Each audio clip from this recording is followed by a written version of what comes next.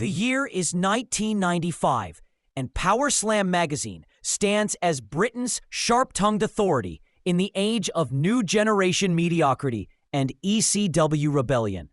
Issue 14 opens in the familiar blue-white layout. Finn Martin and Ian Robinson guiding the ship from Lancaster, the last Thursday of every month.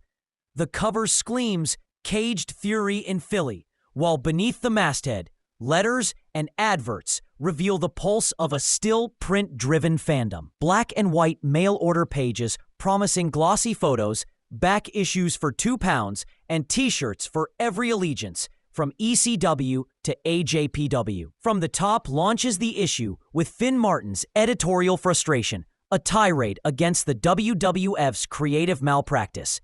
He mourns the death of the franchise, Shane Douglas, repackaged as the pompous Dean Douglas, and ridicules Vince McMahon's obsession with childish gimmicks. The Bruise Brothers turned Blue Brothers. Max Payne reduced to Man Mountain Rock, Louis Spicolli as Rad Radford. The column lists them like fallen soldiers. Finn's prose drips sarcasm. Pink hair? Pajama-like ring attire? What's wrong with realism? He even warns, half-joking, that McMahon's imagination might one day get his hands on Sabu and Chris Benoit. Prophetic words in hindsight. At the foot of the page, a notice for a new Q&A column invites readers to send factual questions by post, the old-school analog of an internet forum. The following news spread covers the WWF's Midsummer Chaos. Over 35 employees released, from front office staff to performers like Offa, Mantower, and the Heavenly Bodies. Hakushi, spared thanks to a stellar Raw bout with Bret Hart, receives a tentative babyface push. Meanwhile, Davey Boy Smith turns heel on Diesel, Gorilla Monsoon reshuffles SummerSlam 95, and Dustin Rhodes debuts as the androgynous Goldust. Rumors swirl of Lex Luger's quiet exit to WCW. At the bottom, a throwaway line reveals the Bushwhackers' new Tampa restaurant, Butch and Luke's Steakhouse, wedged between house show attendance stats and the latest whispers from Titan Towers. Then we head south for the WCW report.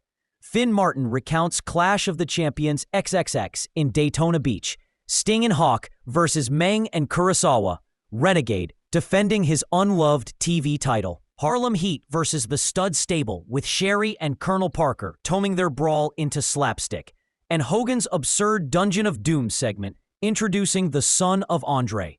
The tone is acerbic, every match dissected for wasted potential. He praises only Brian Pillman's flashes of brilliance and hints at the Four Horsemen revival, Flair, Anderson, Pillman, with a fourth man to be determined.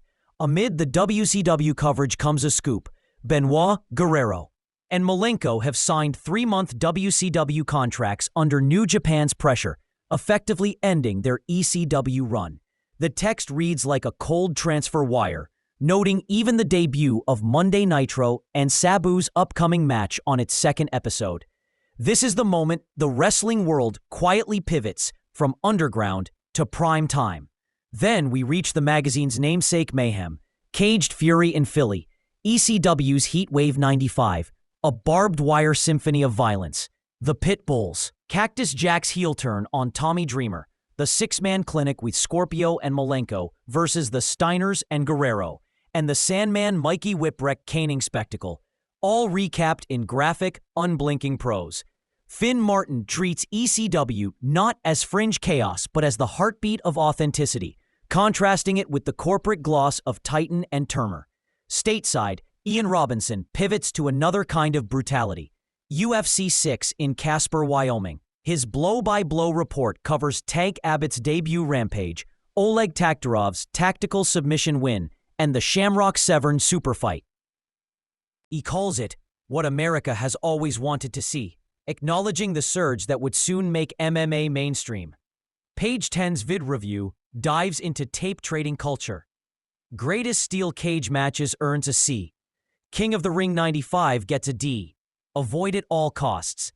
But Wrestling Queendom 95, All Japan Women's March Spectacle, receives an A for its brutal elegance. Bull Nakano, Aja Kong, Manami Toyota, Yumiko Hara. Women's wrestling at its violent zenith.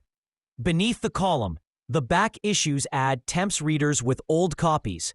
Issue 1 through 12, £2 each. Checks payable to SW Publishing. Manners' Matt Musings returns with stately Wayne Manners' trademark venom. He ridicules Bret Hart's decline, mocks the Japanese scene's instability, and jokes about recruiting female talent as the WWF's procurer of females. His humor is cruel, dated, and biting. A snapshot of 90s print cynicism before political correctness entered the ring. Yet the column still gleams with wit, closing with an anecdote about Alex Wright's poor English. You smell flatulent. Then come the feature articles, the lifeblood of Power Slam. Michaels Makes It 3 recounts Shawn Michaels' third Intercontinental title win at In Your House 2 in Nashville. A near classic with Jeff Jarrett, before the shocking post-match walkout of Jarrett and The Roadie. Martin's prose reads like play-by-play, smooth, creative high spots and complex pinning combinations before sweet chin music struck. What followed was real-world chaos. Jarrett's mime-singing performance, the Roadie's supposed drug issues, and the abrupt departure that left Titan's plans in shambles. Caged Fury in Philly follows, summarizing ECW's Heatwave 95.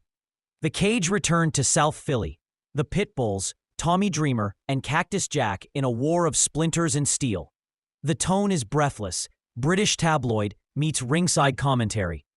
Cripley by name profiles Chris Benoit in his wild Pegasus phase, described as a real nasty attitude. Prophetic words again, though here, purely about his in-ring ferocity and ECW New Japan blend. Bash at the Beach is pure venom.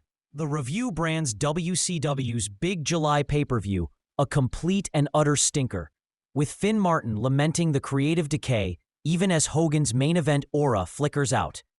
Then comes The Dark Knight, a gothic fan feature celebrating The Undertaker, selected by 10 readers from towns across the UK. It's half profile, half fan club roll call, complete with purple lightning captions. He fights the forces of evil and always gets the bad guy.